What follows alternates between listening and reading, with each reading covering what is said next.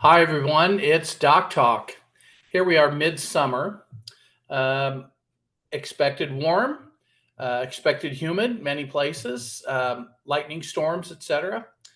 The tragedies of the day are freshwater drownings. Freshwater drownings, not saltwater, seawater, sea surge drownings. Freshwater drownings, tragedies across many parts of the country. Worst in Texas, where they're still looking for the unfortunate people who were swept away in freshwater flooding. Remember, freshwater flooding is really the most catastrophic of all of our floods and of all weather events. Ice storms bring a lot of tragedies as well. Hurricanes can bring some saltwater drowning, but the majority of flooding, drowning deaths in a hurricane are in fresh water. So we all need to remember that because that's every area of the country. And recently, this was the hill country in Texas, it was New Mexico, it was along our northern coasts in New Jersey and New York, Maryland, Missouri. Those are freshwater drownings, and they're occurring where there's saturated ground or exceptionally dry ground that water in too much of a quantity in a short period of time can make any place a risk for flash flooding. Where I'm from in Ohio and have served for 45 years, they had water in places in storms this summer they've never had before. And it threatened to, but didn't get to drowning level depths. So please be aware that's a risk for all of us. Topic of the day is burns. And typically we cover those around 4th of July because that is the peak of the season for burn injuries, mostly from activity that humans do, trying to play with pyrotechnic devices. But let's just say there's a lot of other activities in the summer that lend themselves to burns. Burns are basically three categories, getting more severe.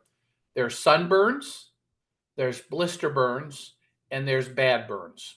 Okay, going in that order.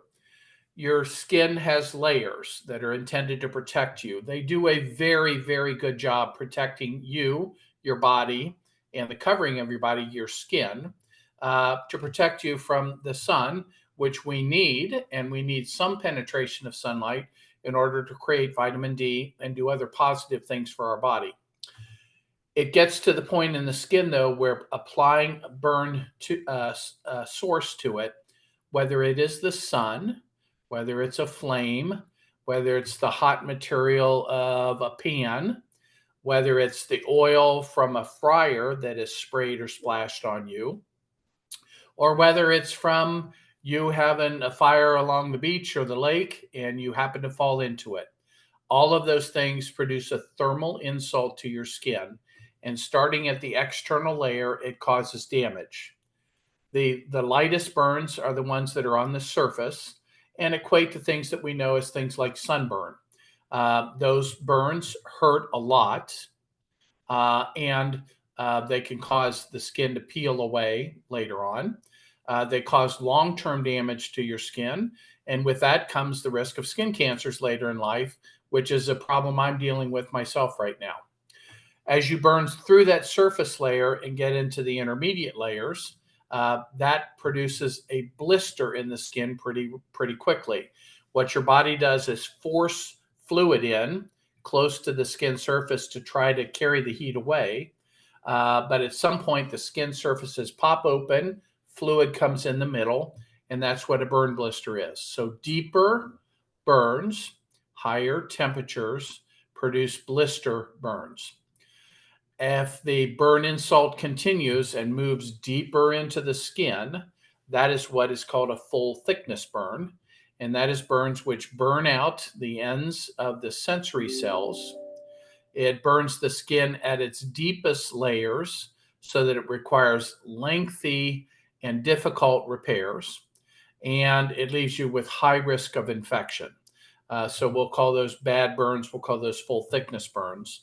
And those are burns which do not hurt unless around the edges of it are areas that are not full thickness and therefore have the nerve ends irritated and cause pain. We always like our burn patients in EMS or the emergency department to be complaining of pain when they come in.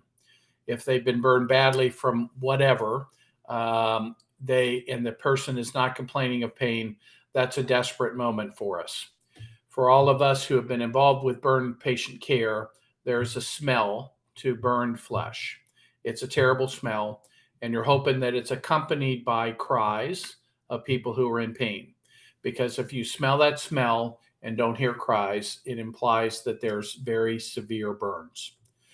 What do we do about burns? Well, the first thing is we cool them as quick as possible.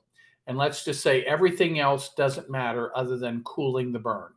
Sometimes to cool the burn, you have to flake away, push away, move away whatever tissue or remnants of clothing are on top of that.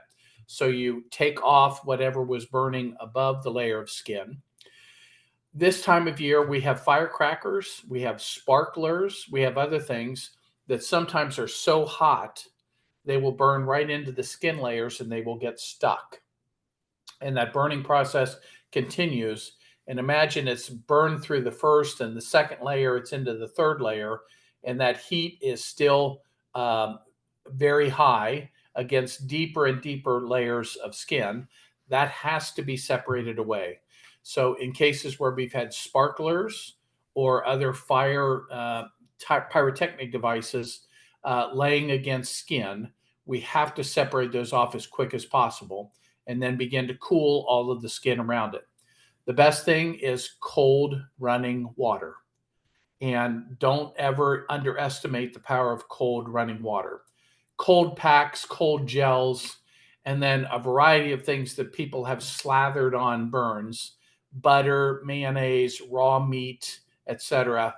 Those are not nearly as effective as cold water is. And a lot of times that burn patient will put their hand under cold water and insist that it stay there, and we respect that because it is doing what the body is asked to do, which is cool the area of burn. Burns in general need to go to be checked by a professional. We now can sometimes do that by telehealth, by virtual visits, but a lot of times for small burns, going to an urgent care center, to your primary care physician, that's fine. The more the thickness of the burn and the greater amount that is burned, time to go to the emergency department. And there we do a special evaluation of the burn. We sometimes have to talk to the burn surgeons. We have special dressings that go on burns for long-term care. And at that point, we convert to the priority being reduction of infections. And infections are what kill and maim people from burns. It's that time of the year where we have to think about burns. I don't want it to happen to you. So it's all about prevention. When they occur, it's about cold water, removing anything that's still burning on the skin, and getting care for that patient who requires good care to prevent long-term complications like bad scars and infection. So summertime, enjoy, be aware of the dangers of fresh water drowning, and think about those in all of the flash flood alerts that go on in your community, and prevent burns from happening to you and to the people most susceptible, which is the very young and the very old. Thinnest skin, most at risk for burns. Take care of yourself. Enjoy the summer. DocTalk, we're happy to be talking about these things at a period of time that we love the best, summertime. Enjoy. Take care of yourself.